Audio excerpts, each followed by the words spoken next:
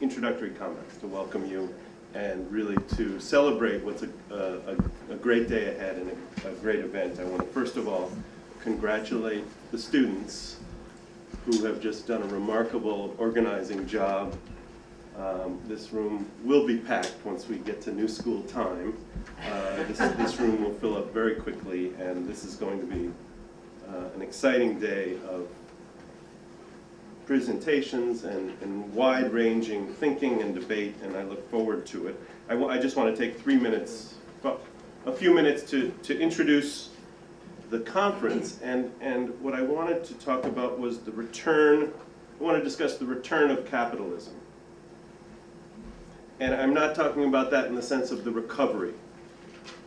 The recovery obviously will take years. There's a great risk of this double-dip recession in the United States, now talked about quite routinely. There's a risk of continued global weakness, seen in Greece, the collapse of the British pound, a lack of recovery of world export markets that are so crucial to many developing countries. So I'm not talking about the return of capitalism in the sense of recovery.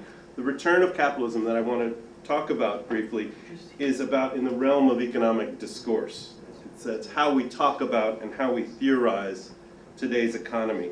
The notion of capitalism, a social system with historical specificity and a definable set of characteristics and dynamics, both in economics and in the political realm, was of course at the core of classical economics from Smith to Marx.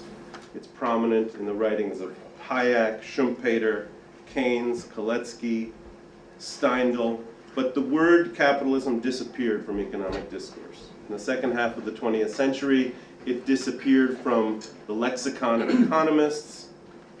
The word had a slightly dirty connotation, evoking notions of exploitation, evoking inequality, and it disappeared from the textbooks.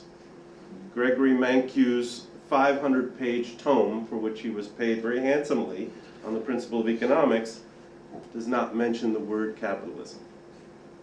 Even Joe Stiglitz's case, his textbook, also many hundreds of pages, uses the word capitalism just a couple of times. So capitalism disappeared. It disappeared in an array of first and second order conditions, in a discussion of rigidities and imperfections from otherwise market clearing opportunities. It drowned in both fresh water and salt water. It disappeared in real business cycles and exogenous shocks. The current meltdown, the financial meltdown and the economic slump, all of a sudden has brought the word and the concept back in the minds of the public and of economists. There seems to be, with this current crisis, a broad recognition of the very system-wide nature of the economic collapse. And it was precisely the system-wide nature of economic phenomena that were resisted in the last half of the 20th century by economists. So there's now an obvious recognition, a recognition of the obvious connections between financial markets and the rest of the economy, of the crucial role of the state in responding to the collapse of markets and to high levels of long-term unemployment, of renewed relevance of Keynes, of Minsky, of Marx's critique of capitalism. It's so unfortunate that Chaim Minsky didn't live another decade to see him now lauded as the most important economist of the century. Now, so while we lament, obviously, the economic suffering that this crisis has brought in this country and around the world, we should also, of course, respond as intellectuals to the return of capitalism. So without putting any burden on our really terrific lineup of speakers before they come to the table, it would not surprise me if this conference were a kind of historical marker in the reinvigoration of the thinking about capitalism.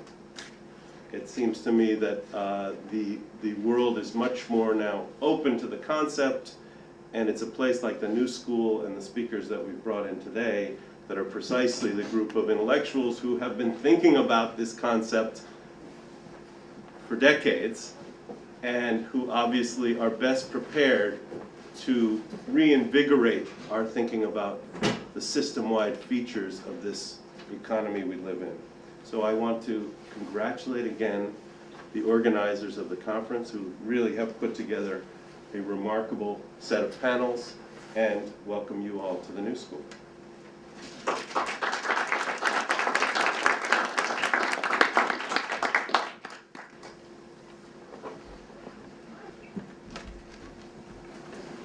So the way I was told is each speaker has 15 minutes approximately. Somebody asked for a bit more. I think it was you. Let's see how it goes, and I'll try to make this work because Duncan has to leave. Actually, because you want to leave, and you want to leave Yeah. the end for the open discussion. Yeah, and we want to leave time for discussion as well. So this first session is supposed to help us frame the question on how the crisis has effects on distribution from different, maybe theoretical frameworks. That was the idea. I will start by